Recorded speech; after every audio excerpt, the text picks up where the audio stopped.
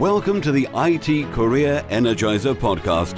For anyone who wants to build and grow a career in IT, develop and improve your strengths and skills, be inspired and motivated by the successes of others, manage your career progression, and achieve your IT career goals.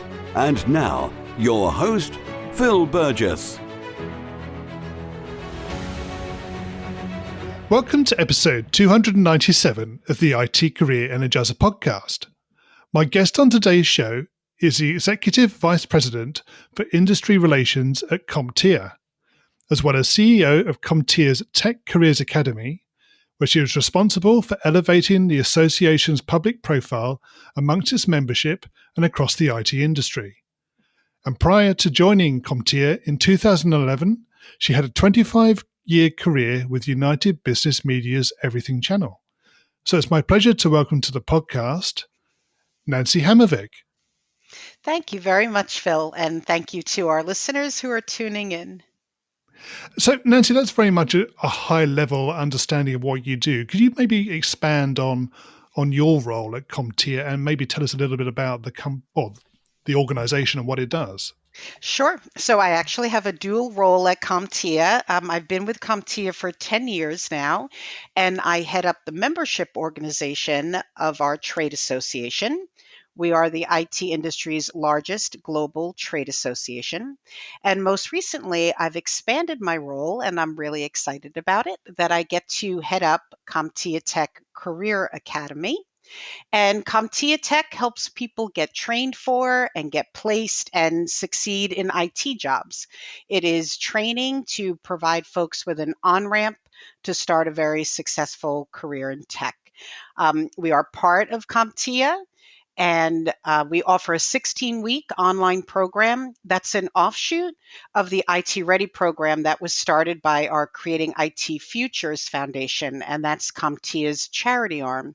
It was so successful after a number of years that we formed CompTIA Tech Career Academy to expand our reach and allow more students and learners to get involved.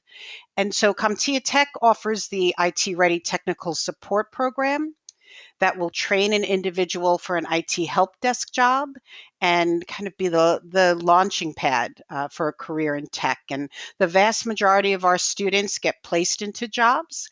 They graduate with an A+ certification, and we can get them on with their career at that starting point. Right. Okay. That's a really useful overview. So a lot of people, when they're thinking about coming into the industry and tech in particular, they very much think about the software development route and learning sort of the latest technology and programming languages. Is that something that people can build up into, if you like, from maybe undertaking a course with CompTIA? Well, from our perspective, we focus more on general computer knowledge and skills. That can certainly be a part of it. If you're interested in it, I would say that you would have an affinity for tech and kind of a head start to be successful in the program. But we come from a place that anybody can pursue a career in tech. We don't feel that you need a 4-year college or university education to be successful in tech, and that many people from all backgrounds and interests can be successful. It's very much like just learning a new language. So folks that maybe they haven't had tech experience, but they have had experience in their careers with problem solving or customer service skills or people skills, or even folks that just have a general affinity or curiosity in tech, right? And an affinity for their technical devices that they use themselves. I mean, we feel very much that anybody can be successful, and the IT Ready program will help them with the entry-level skills that they need for a career in tech. So it'll start you off at that IT help desk position, and then you can grow from there. And we're actually finding in this pandemic, we have a lot of career changes, or people who found themselves out of their job before, because of the pandemic, maybe coming from the hospitality industry or the retail industry, and they're bringing with them the skills that are needed to be successful in tech. So when we say it's open to all, there are 700,000 open positions in tech right now. So we're looking to fill those positions. And you mentioned something, sometimes people feel, when it's about coding or development or software, they start to get intimidated by tech and think that, no, that's not me, I can't do that, and we call that the confidence gap. And we're here to say anybody can be successful in tech. We want to help, kind of break through some of the myths and the some of the predispositions people think they have about tech, and let them know it is extremely available to anyone. Yeah, I tend to agree. I think one of the other things that's quite well, you touched on it yourself just now, that the fact that technology these days is very much at our fingertips and all around us. So when you think back to around the sort of 2007, I think it was, when the smartphone came out, or the first iPhone anyway, it really did change the landscape in terms of people's exposure to technology. So I think you're right in terms of transferable skills, because we see tech all around us, and we very much, it's part of our everyday lives. Right. I think people have a grounding already and the basics of understanding what an application is, and how connectivity works and so forth, that they can take that knowledge forward and develop a career in this industry.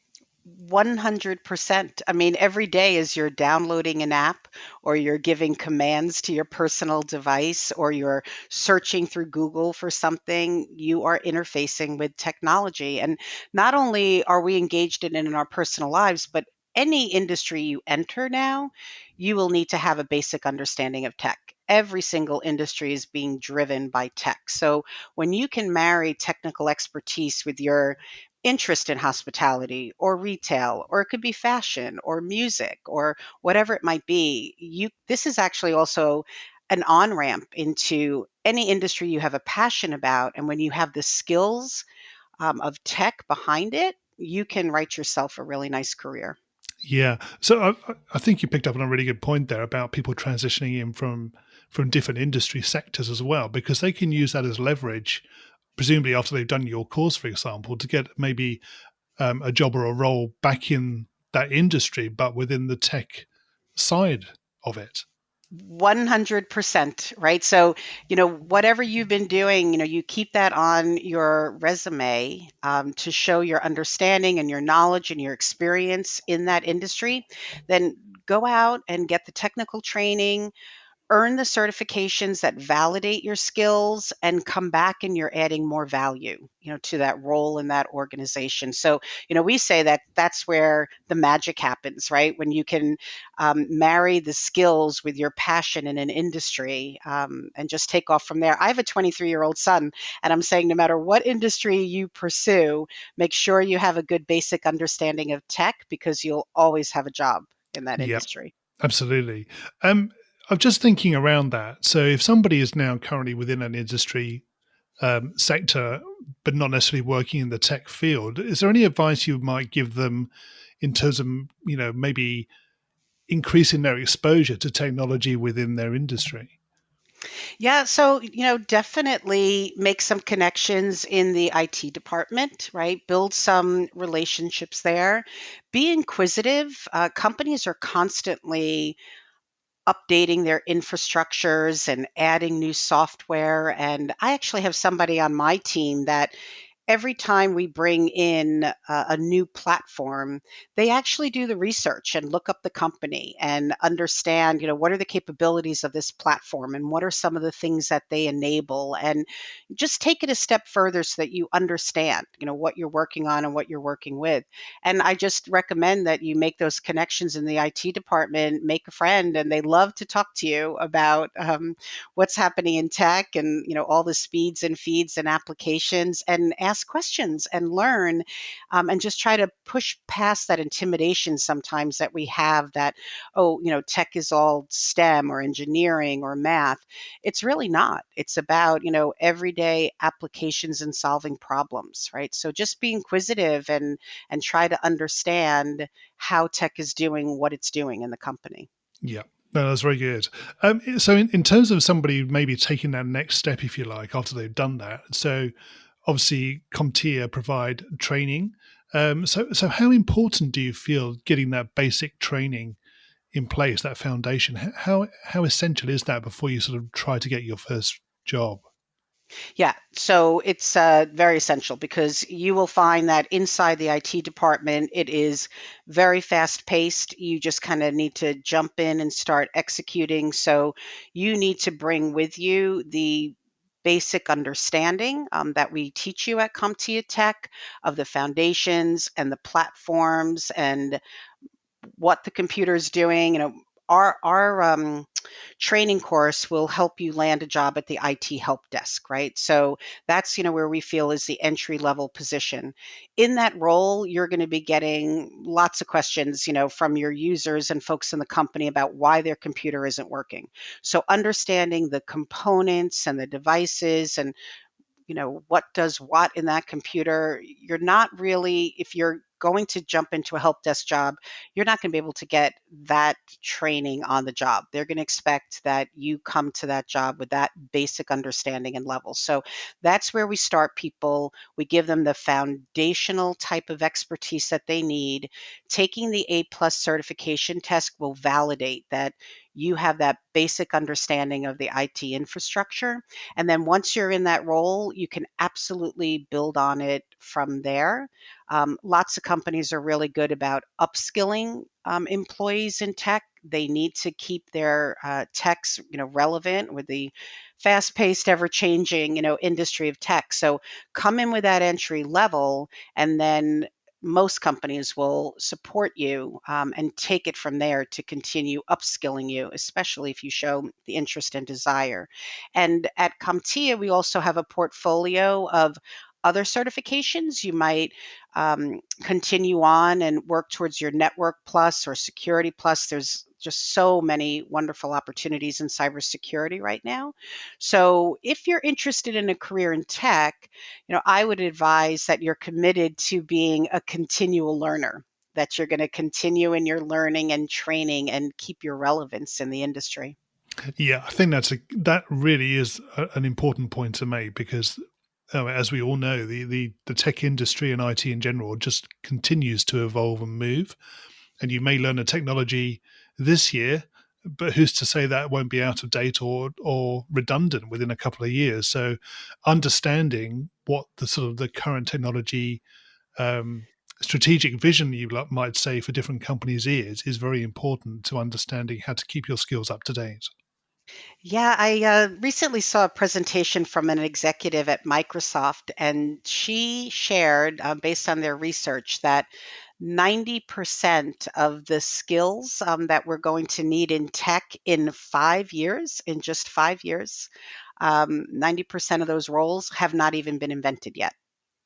So that's just incredible. I mean, as we see AI evolving and big data and IoT, I've been in this industry 35 years now, and it definitely seems that every year it's ramping up faster and faster. It's amazing to me what's being done now with drone technology and satellites and blockchain, right? And cryptocurrencies and all. It's a really exciting world. So, those coming into it, you'll never get bored. And if you want to keep learning and training, you can keep reinventing your career. It will never be stale or boring. We can promise you that. Indeed, absolutely right. So one thing I wanted to pick up with you as well, you obviously mentioned, obviously, if it's sort of support and help desk. There's a lot of engagement with the customer base or users. So is part of what you do also around soft skills and how to actually engage with people? Yes, that's an excellent question. And we're finding more and more that the IT staff is come, from out behind the corner of the company into, the mainstream of the company, right? Interacting, like you said, with all users in the company, sales managers, HR managers, business executives. So it is a big part of the program. We have a program called Prepare You. That is a portfolio of soft skill education. We also help with business acumen, so we can help you navigate around the hierarchy inside an organization. Yeah, but you will learn those skills in communication, presentation, troubleshooting, problem solving, collaborating. It's all a very big part of it. Absolutely right. Yes, indeed. But in terms of opportunity as well, could you maybe give us an understanding of what you're seeing currently in terms of the opportunities and maybe the different industry sectors where people can actually potentially move into a tech role? Yeah, like we said earlier, I mean, every single industry is digitalizing, I guess is becoming digital, right? Yeah. Every single industry, but I would say right now, healthcare obviously is a big one as a vertical market. Retail. With the pandemic, so many small businesses, were used to delivering in brick and mortar and in shops, and they were forced to, I'm going to try to say it again, digitalize their their commerce and their engagement, right? And move to online selling, right? You look at the food industry, right? And now you can order your food and ask for pickup and delivery and all. That is all fueled by technology. So, retail industry, healthcare, just about every vertical market you can think of. And it needs kind of the, basic foundation to it, but every single industry is also being impacted by cybersecurity attacks and breaches. And so I would recommend too looking into graduating from that IT help desk and moving more towards an analyst position and cybersecurity analyst position. The demand is tremendous for cybersecurity to be shoring up the infrastructures of all of these industries. Yeah, absolutely right. Yes, I think that there's been so many data breaches and news headlines around this sort of thing that it's going to be it's got to be, hasn't it? It's something that the companies are really focused on over the next few years. Yeah, and it's not, a lot of people think it's just big business and government and, large organizations that are being hacked. But believe it or not, the bad actors and the hackers are learning on the small businesses and attacking them just as much. And a breach or a ransomware attack on a small business can put them out of business. It can actually cripple them. So there are a lot of third party service organizations because most of these small businesses don't have an IT department, right? And so they're outsourcing that to professionals. So lots of service companies are shoring up the SMB too, which is interesting because if you work for a company like that, you'll be engaging with many different kinds of businesses, right? You could be supporting a restaurant, you could be supporting retail, a doctor's office, a medical office, an agency, might be across the board. And I just think it gives you a good opportunity to find, what you really enjoy, what vertical market you like, what application of technology you like, and focus on that. Yeah, that's very good. You did touch on the pandemic then, and I was going to ask you as well if you've seen any changes in the way that organizations are now onboarding people. Has that been different? Yes, it's been such a challenge. I was just talking to somebody about that, and it's so hard that you have to do it virtually and remotely and do it via Zoom.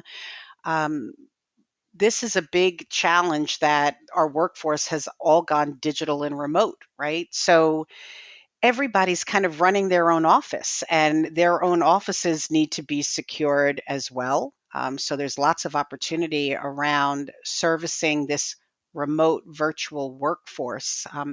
But companies have to get really creative about how they're engaging with new employees. And I think for the individual that's starting a company, remotely, they have to work a little bit harder. There's a difference between working remotely and being remote yourself. You can still be connected even though you're working remotely, but you have to leverage, you look at how Zoom exploded, right? And Slack as an online internal communication tool has exploded, right? And so I just highly encourage that new employee in a business to make sure that you're connecting digitally and virtually as much as you can. I do encourage people. I know it's really hard to sit, and I've been doing it for a year now, sitting on a laptop and being on video, and a lot of people aren't comfortable with that. But I think it's really important, especially as you're onboarding into a company, that people see you and that you, even if it's virtually, have eye to eye contact, So be dressed for success and ready to present yourself online in video. Make yourself available, be present.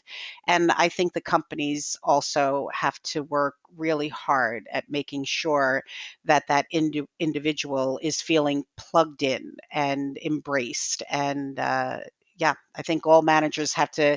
I do it. I just kind of, go through the day just sending somebody a quick Slack message on how they're doing or trying to make that connection, because we're missing that opportunity for physical connection. So lots of efficiencies in it. There's always upside, but we have to work a little bit harder to stay connected as people. We do. I think all those things affect your mindset, don't they, when you're sitting at home in front of a laptop, and how you feel when you're sitting there and working. It has a great deal to do with your performance. So I think it is important to do that. And as you say, engage with people online in particular, and things like video conference calls or whatever they might be are an important part of your day. Yeah. Yeah. I've heard, little tips along the way, to just change your viewpoint sometimes, right? And put some nice artwork on your wall to look at. Stand up sometimes, take some calls that you can in a standing position. And I've even had some conference calls, for a tech pro, they might need to be, more engaged working on the technical platforms. But if you can, there's even folks that are taking a call while they're walking outside, right? And like technology allows us to do that, like to take a mobile device and plug into a conference call and take a walk around the block while you're doing it. I even had a call with an executive for an hour that was running on the treadmill the entire time and on video. So it was a little bit distracting for me, but like everybody's trying to, figure out what works for them. Yeah. Exactly. Yeah. So when somebody starts in a new role, obviously it's going to be very different to maybe what they're used to if they're transitioning in from another type of industry. So is there anything you can maybe um, provide a bit of advice on what you might expect when you come into your first tech role? Yes. So it will differ company to company, right? And what the culture is and the management style. But I can promise you, in any company, it's going to be very fast paced. You are going to be a hot commodity, and have a lot of projects and opportunities thrown your way. It will be very fast paced. I encourage people to, make some nice connections and relationships in the group, and don't ever, be intimidated to ask questions. You're going to have to move really quickly, and sometimes it's easier, just as you're starting in a job and training. I hope you have a good manager or mentor or support, and ask the questions so you can like move through the day and the tasks very quickly. I'll also, share with people in tech, it's a 24/7 job. And like I was talking about these service companies helping SMBs, they're on board 24/7 to manage the infrastructure of that organization. So be prepared that it might be a late shift or an early morning shift. And that may work for you. Maybe some people prefer that, and that works with your work life balance. For other people, maybe that's not ideal. But I encourage you to take those jobs, and maybe pay your dues, for a little bit. Also, you'll have a lot of jobs on your plate and tasks that are in your role. But keep your eyes and your ears open on what's going on around you. And one of the biggest pieces of advice I have for people is to volunteer. Volunteer to work on a project that you hear another part of the department might be working on. And they may not expect you to deliver as much in that project, but you will certainly be able to learn, right, from volunteering and seeing, what that project is doing for the company and learning new technologies. When you finish your training and your education with CompTIA Tech, it just doesn't end there. So you really have to think, when you move into that IT help desk role, you're still in training and learning, for the duration of your career. So take advantage of every opportunity you can, to continue learning. And yeah, getting involved in those other projects is a big one. Yeah, and that's very good. I was going to add to that as well that inevitably, when you start your first role, you will experience things that you just didn't expect. There are things that you wouldn't have learned, and they may be very specific to the company that you join. Right. So there's often a feeling when people start a role, there's that sort of euphoria at the start, and they're really enjoying it, and then these things start to happen, and they begin to get a bit of a wobble. Some people call it imposter syndrome, but when that happens, I think it's very important that if that does happen to you, you make sure that you talk to the people who you're working with to let them know. Don't just bottle it up and assume that you don't know. It's so important that they will know you don't know. You cannot possibly know everything. Right, right. And I encourage, the new employee all the time. It is far better to ask a question and get help, and admit that, okay, I don't know this so well, or I'm not that confident about it. I would far prefer an employee who came to me on tell me more, teach me more, I have a question, than somebody who says nothing. Because they're afraid, to maybe expose, a weakness or not understanding something. It's far better to indicate that you don't know and you have a willingness to learn. And it's funny that you say that. We're going to do a webinar next week on the imposter syndrome. Right. Yeah, but it catches up with you after a while, and especially in tech, you'll get exposed, really quickly. And for me, in working with people and managing staff, I just ask people to be genuine and honest. Like that's the crux of everything, and Yeah. that and communication. If you communicate, I even share with people. Um, if you're interested maybe in another position, or you're looking for an increase, or you're looking for a promotion, or whatever it might be, first of all, be prepared and come to the manager with a rationale and why you deserve that. But even if you get a no, at least it's going to give you an understanding of why not now, and like what needs to happen to get a yes the next time, right, and get Yes. closer to it. So just keep asking and learning. Yeah. So yeah, that leads me on to my next question, really. So in terms of being able to progress your career, so once you've started and you're maybe in a help desk or a service desk role, how quickly can you begin to progress your career forward?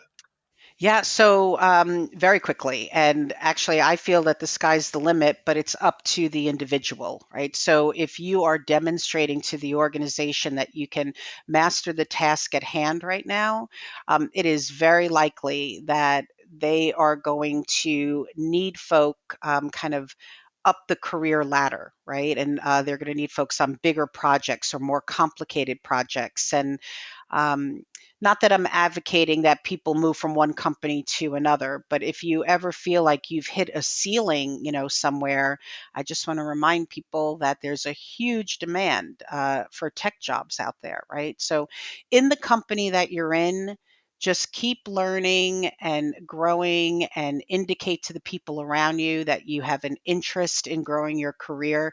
You are going to be your best career advocate.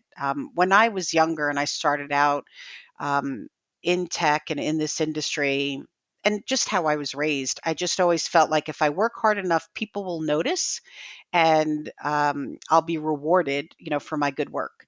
And I found people around me asking for promotions or opportunities that maybe I felt they didn't quite deserve or weren't ready for, but they were getting them because they asked. And you might be in a culture where people recognize you and are advocates for you and move you along, but it's really up to you. You're the master of your own destiny, so you have to show your willingness, and you have to ask for it as well. We have so many examples of success stories at CompTIA Tech. It is so rewarding how many people have come from so many different backgrounds, either jobless or from jobs where they felt that they hit their ceiling, and have just moved along incredibly. We just heard from one of our former students. I'll just share his first name, Theo, and he's in the Minneapolis area. And he went through our IT Ready program in 2013, and he got his first. We do help our our graduates and our learners, with job placement too, as best we can. And he got his first job at Help Desk, and he just continued to learn and show his energy and his passion, for growing his career. We just heard from him that he's now a cybersecurity analyst. He has quadrupled his salary since he started about 7 years ago. He just keeps getting promoted. He's now married and he bought his first home.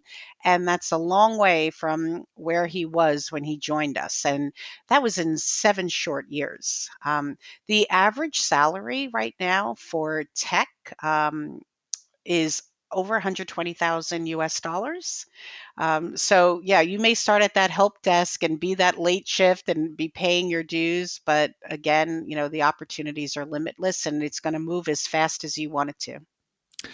So if there's somebody listening into this podcast episode and they haven't made that decision to move into tech, but they've been thinking about it for a while, what would you recommend? What should they do next?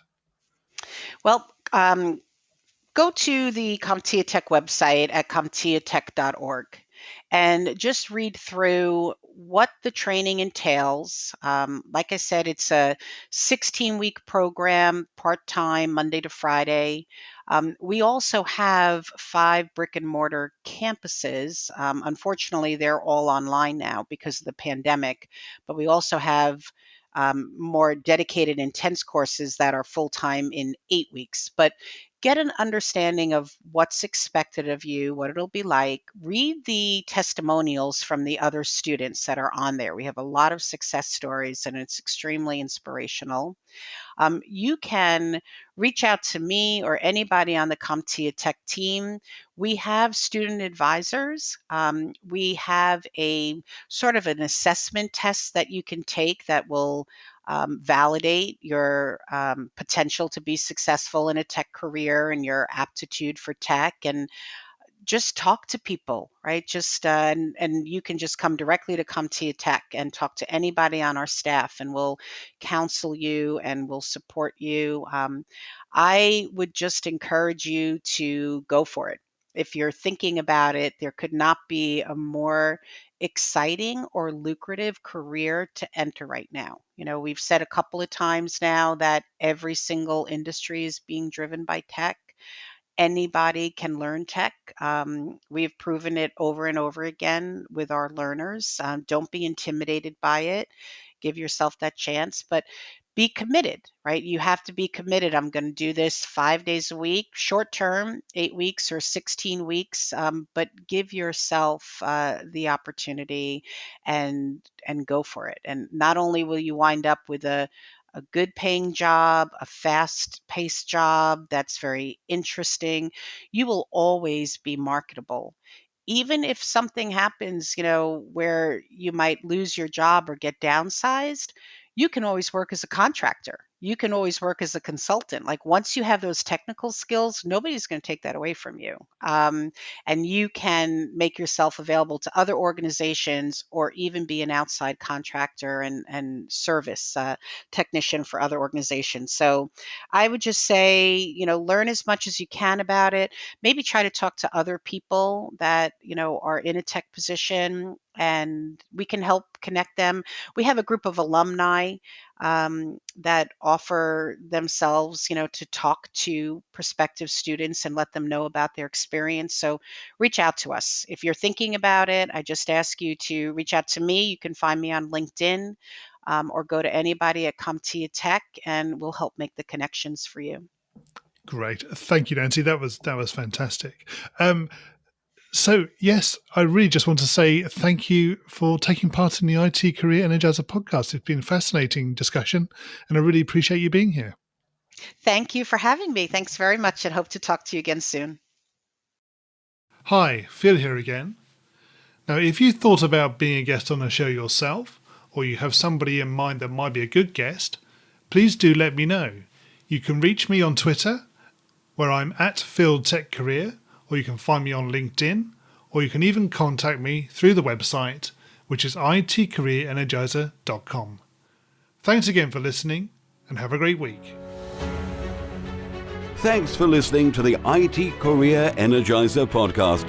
To find out more about building a successful career in IT, visit itcareerenergizer.com.